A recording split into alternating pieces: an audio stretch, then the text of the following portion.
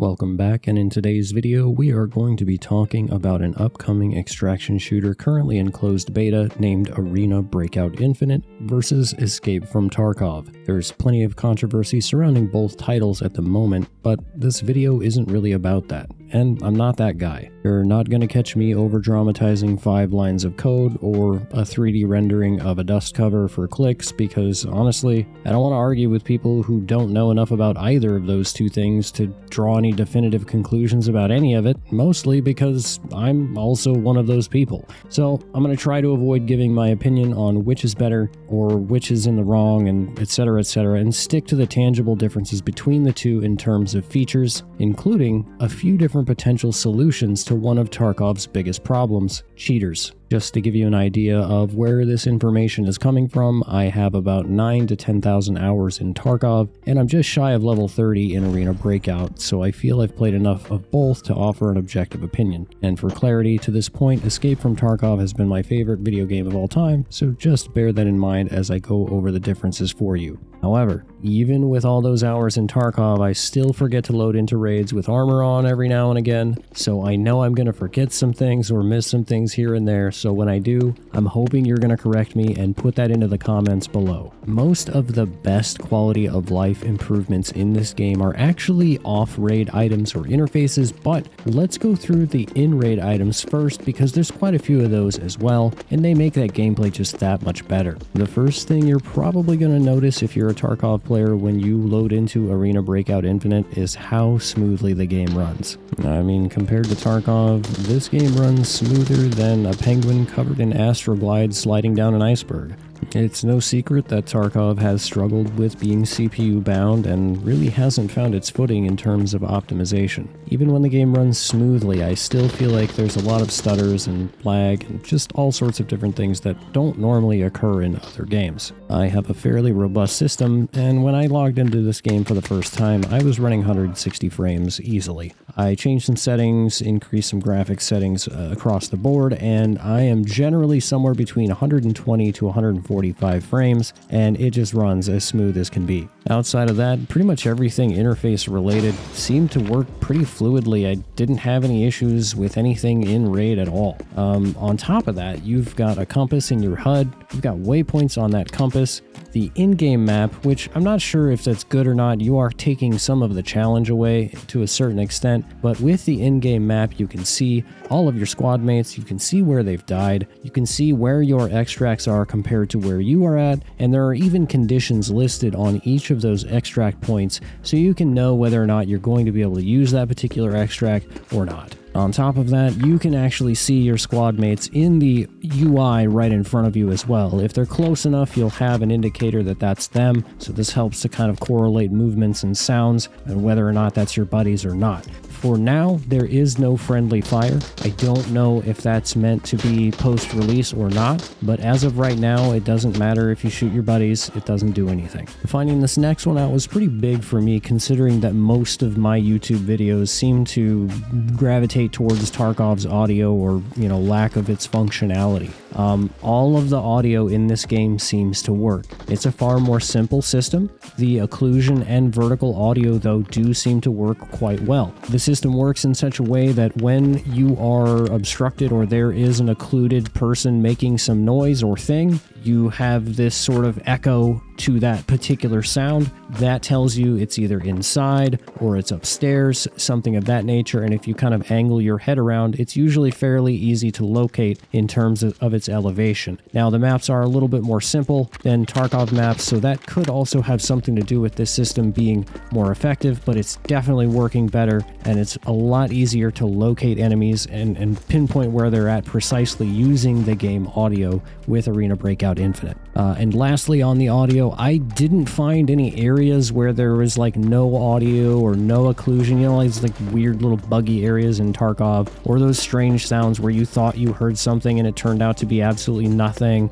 Those sort of things just don't seem to happen in this game, or at least I haven't experienced them. So moving on to a couple of smaller things before we get to the big one. The consumables, I know this is small, but the consumables only take as much as you need to top off.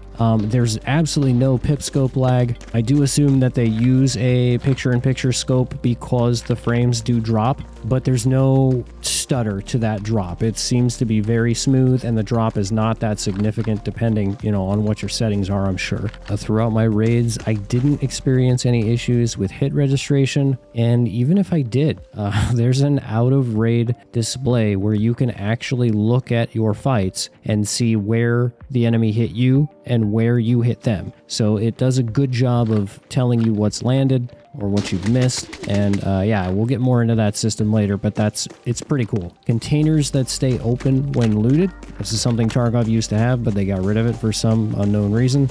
There is a simplified medical system. You heal all of your limbs at one time when you're using like a health pack. There are several different kinds. And then you also have a quick heal button just to kind of make things easier so you don't have to have 27 different hotkeys. You can heal while you're walking. There's even a healing wheel, so it simplifies the interface. As long as you have some sort of healing items either in your pockets or in your rig, you can use this wheel to select them independently of one another. It's way faster than just going through your inventory to do so. The game also has selectable grenades. That's right. It's not just going to rip one random one off your rig like you're some amateur that doesn't know what grenades are what. It will actually let you select which grenade you want to pull and throw. And there's quite a few grenades already in the game, so that's a handy system to have. You can pack mags while you're walking, should you choose to do so. Oh, and there's face shields that you can see out of, for real. And they don't make you sound like you just ran a 5K. Wild, right? Imagine somebody cleaning their face shield that is important for them to see out of so that they don't get shot in the face. All right, on to the last two, and they're big ones.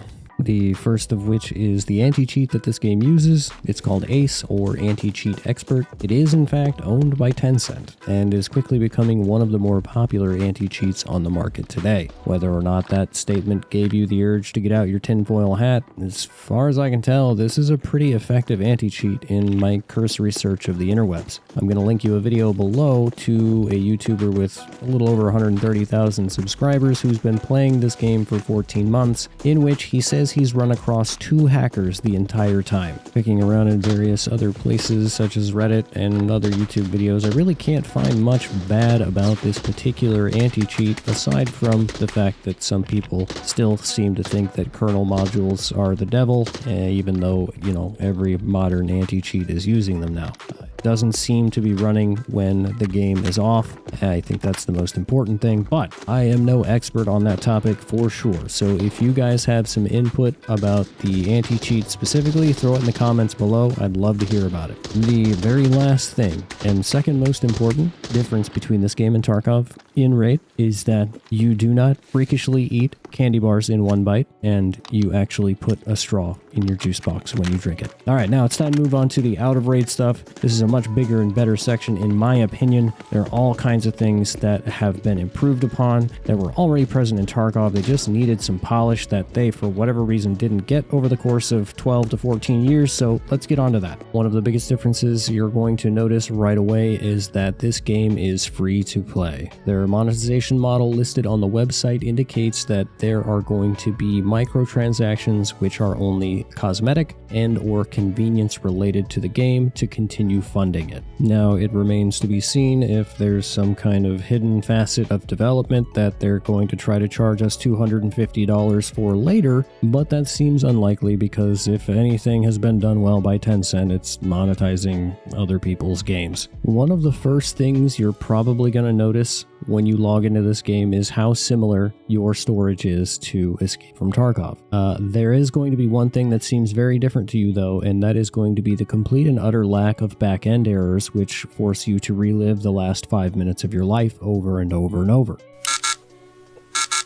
And a nice neat little feature as well in the top right here, we have the amount of available stash slots left over in the storage HUD. Another thing that immediately caught my attention was they actually list each headset's hearing amplification distance in the actual UI of your character. In fact, Arena Breakout Infinite seems to have demystified a lot of the things in Tarkov that are obstructed or just aren't common knowledge, including ammunition. When you click on ammunition and try to get more info about it, it tells you exactly what it does. And on top of that, there's another mechanic in the game, which I'm going to get into in a minute, that will literally give you every single thing you need to know about any ammo against any piece of armor in the game. Another minor change that helps the storage screen a little bit and the interface in RAID as well is that rigs and backpacks actually roll up into smaller items if they're empty. This can save you a massive amount of space when your buddy dies and you need to pick up his backpack, or any number of other situations that occur when you just need more space. So let's talk about the flea market a little bit here. There is a pretty big difference between the two games' flea markets. In Arena Breakout Infinite, it feels like the flea market is a work in progress along with the overall economy, but even still, it's much more fluid and much faster than Escape from Tarkov's. One of the more interesting things about it is there's actually a limit to the amount of trades you can do on the flea market. I'm sure we've all seen those guys with the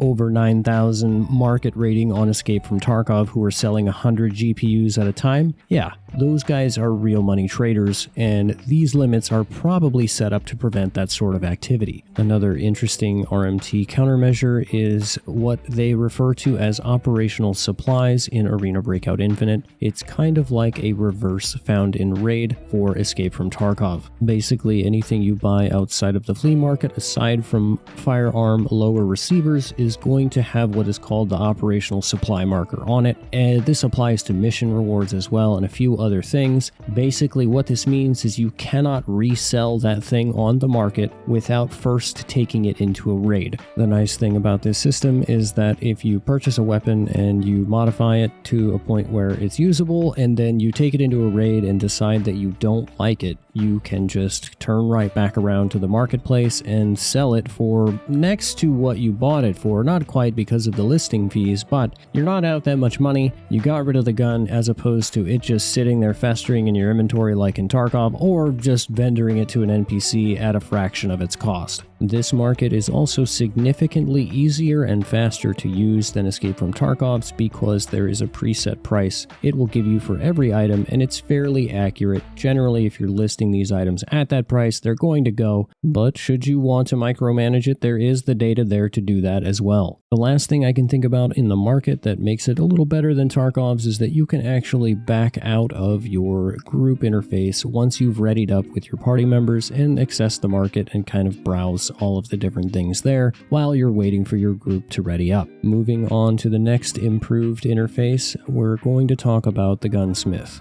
Before we do though, it's important to note that the linked search feature is available in Arena Breakout Infinite, and it's a little bit better than it is in Tarkov in my opinion. When you link search something in Arena, the gun specifically, you come up with a list of every single part that can be put onto that gun rather than, what could be put on just the upper for that gun. Whereas in Tarkov, if you are link searching a gun and you're not looking at specific components, then link searching them, you're not going to get a complete list of what can be applied to that gun. A good example would be you have to link search certain guns' gas tubes to see what handguards they take, or some firearms you need to link search the barrel to see what kind of attachments you can put onto that as well. So getting into the gunsmith interface itself, again, they've just made this faster, it's smoother, it's easier to use. There's an attachment comparison which will allow you to select 3 different attachments and compare them overall, how they impact the firearm. The weapon presets that you can customize in the game actually save, whereas in Tarkov we all know that's not a thing. And if it is a thing, it only lasts for a raid or 2. While you are building the weapon, it shows you actually which parts are in your inventory and which aren't, which is something that's also lacking in the other game. There's also an informational UI that shows you the estimated price of the firearm as well as all of the attachments, rather than you having to put it all together, go search the market, or just push the buy button and see which parts are expensive, which ones aren't. That's a pretty handy feature for the gunsmith to have. So again, much improved interface, much smoother, much faster, easier to use, easier to understand. moving on to the component that I mentioned earlier in the video that will demystify a lot of the ballistics in the game, or armor, or how it reacts, etc., is the shooting range. This isn't just a bunch of targets downrange that you can see how the gun feels with. You can literally equip each dummy with a helmet and armor of your choice, any in the game that as far as I can tell, as well as bring in any firearm with any ammo that you have, and it will actually give you an interface that shows you whether or not these bullets penetrate and how much damage they did. When the dummy falls over, you've depleted its health pool and it's dead. So this really will demystify a lot of the kind of question marks surrounding exactly how the penetration systems work, and all sorts of information can be gleaned just from spending a few moments in a shooting range. You want to find out if AP63 can go through class 4 armor every other time, every 3 times? There it is. It's right there in front of you. Easy as pie. No freaking calculus needed or downloading external apps or doing all kinds of complicated mathematics and standalone websites designed specifically to translate your ridiculous ballistics system that you never gave any information on. It's all right there. And to top it off, it's really something that is only going to be used by the people who truly want to understand what it is they're doing. If you don't want to do that, you don't have to. There is some value to the whole mystique of having, not knowing everything. And I get where Nikita was going with trying to make everything mysterious, but at a certain point, it gets a little ridiculous. So moving on to just before raid mechanics, we have what is called the quick equip options. This can load you up with your consumables, your ammo, your grenades. It'll help you buy mags. It'll help you fill mags. It basically takes anything that you might need before raid that you've forgotten or don't have in your inventory, and allows you to either drag it from your inventory without hunting and pecking for it, or to purchase it from the market directly and load it into your inventory at the same time. It is a huge time saver. Once you've got your equipment sorted out, you pop into the pre-raid screen, and there is even a little tiny display that says, hey, you might have forgotten something, whether it's healing, your armor, ammunition, anything of that nature. And if you try to click into the raid, this thing will pop up a menu saying, hey, are you sure you want to load in, and make you double click just in case. Which, for a guy that died, 1 out of every 20 raids for not bringing armor in, it's good. It's a good feature. When you finish all of this and you go to load into a raid, you are going to find that the matching is amazing. It is ultra fast. No matter what you're doing, no matter how many people you have, it is fast. Between the 2 game modes they have and about 80 different raids, I don't think I spent more than 30 seconds matching with or without teammates. Once you are out of the raid, there is a whole smorgasbord of information waiting for you, including complete after raid stats, the path you took, the actions you took while you were on that path, a complete raid history if you want to go back and look at combat reports. All the combat reports have the XP you got on them, how you got that XP, what you put into your inventory, who you shot, where you shot them, how much damage you did. You name it, you got it in these reports. It's something that Tarkov has needed for a very long time, and I hope they adopt that kind of a system at some point soon. The last system applies to in-raid items, but I can show you the interface outside of raid, so we're going to go over that as our last out-of-raid item. It is what replaces the Tarkov insurance system. So there is no insurance in this game, so you cannot commit any sort of insurance fraud. What happens is if one of your items drops that you brought into the raid, in other words, you brought it from your inventory onto your person and into the raid, not something that you picked up during the raid, but if you brought it in and a friend or anybody in your group that's not on your friends list extracts with that item on them, you will get it back instantly. Like literally right after the raid, you will get that back. This actually wasn't my favorite thing at first because I like being able to insurance fraud something, but when I realized how huge of an anti RMT feature this is, I really started liking it a lot more. My assumption is the main purpose of this system, while also giving people their stuff back when their friends help out, is to keep cheaters from bringing any sort of items into the game and just handing them off to people in exchange for currency. It will literally just come right back to their inventory, so this one thing has probably completely or nearly disabled RMT altogether, when you think about it in combination with all of the other features we've mentioned and a few more coming down the pipe. So these are most of the things which I've noticed Arena Breakout has that Escape from Tarkov does not, or Breakout just does better than Tarkov. I mentioned at the start of the video that I would include my opinion at the end of the video, so here goes.